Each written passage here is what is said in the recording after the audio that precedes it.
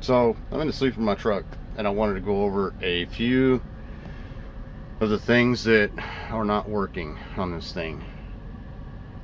There's a few others that I wanted to address that I haven't addressed in other videos. One of them being the bunk heater quit working.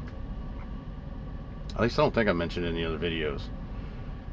But yeah, bunk heater doesn't work. There's a couple of other things that have to do with the air conditioning that I was going to point out, and the curtains don't work, which is not that big of a deal. There's kind of a workaround for that. But anyways, yeah, so I'm going to show you the bunk heater real quick. See if I can get this in the picture. Of course, I just tried turning it on, and it says check heater. Let's turn it back on. I don't know if you'll be able to see that or not. Of course, the red light comes on. It doesn't work. It says check blower motor. So, yep, we'll have to deal with that. And there's no dang knob back here for the air conditioning controls back here when the truck's idling. And of course that 12 volt doesn't work.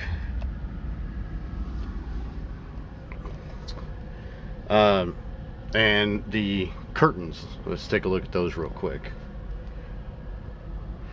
So the curtains are magnetic, but there's no magnet here.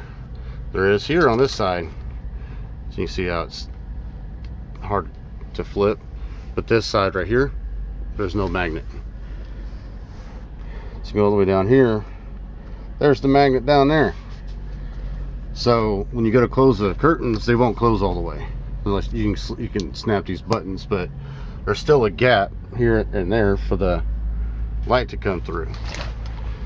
So let's come over here to these curtains. I was like, well, if those curtains don't work, what about these? No, these are even worse. These, all the hangers for them that go up in this channel up here, they're all gone. So this one, it won't stay up, and the magnets are gone. The magnets are way down here in the bottom, so you can't, they just fly open, so they don't work. So we'll get those out of the way. So no curtains, but thankfully I had these right here from another truck, and they work pretty good to keep the light out, at least from passing trucks and a truck stop. It won't keep the sunlight out, of course. You know, as you can see the sunlight shining through them. You can see the shadow of the well, I think that's the shadow of that light, yeah. But you can see they're white from the sun shining through. So let's talk about the air conditioning situation we got out here.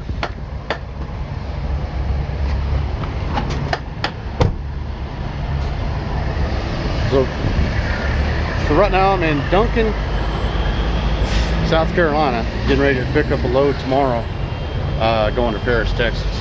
So let's take a look at this thing.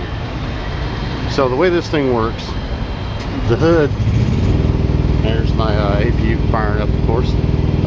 So the hood sits on this seal right here, creates a seal between the engine compartment and outside fresh air coming in underneath the hood.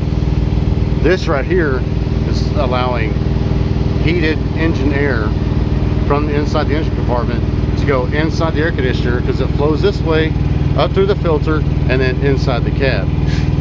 Well, the problem with that is whenever I run, so right now the bunk heater doesn't work. Whenever I run the heater, even if I set the thermostat at say 66 degrees, it's 100-degree temperature coming through that little hole right there, coming from the radiator. So it gets up to 90 degrees inside the cab.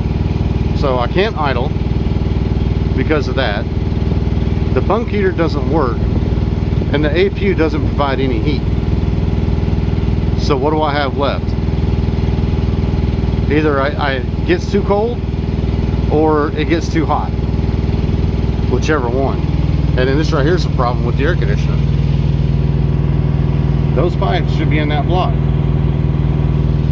And I'm willing to bet they're like that because this whole thing right here is freaking jiggling back and forth whenever you're going down the road. The vibration. So there's a problem with that. Let's go around here to the other side of the truck, away from, well, I'm gonna go right up next to that APU, so it might be kind of loud. But here's the other issue. Airbags are flat. These right here, flat.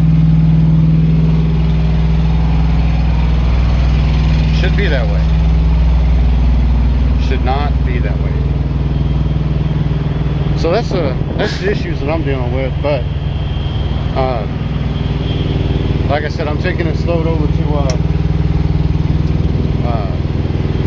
Paris, Texas, and I'll only be a few hours away from Waxahachie or Dallas, and yeah, I'll be taking this thing down to Waxahachie and having them fix it.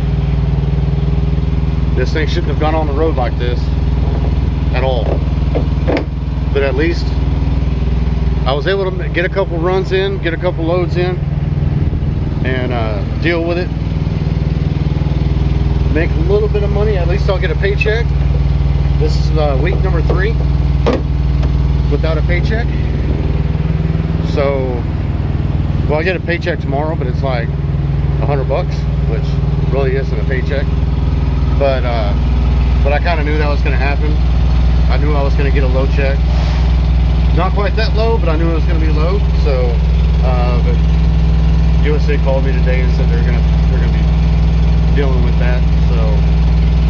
So I'll leave it off there, and we'll talk to you guys in a few days whenever I get this thing down to Waxahachie and determine what they're going to do with this thing. So we'll talk to you guys later. Bye.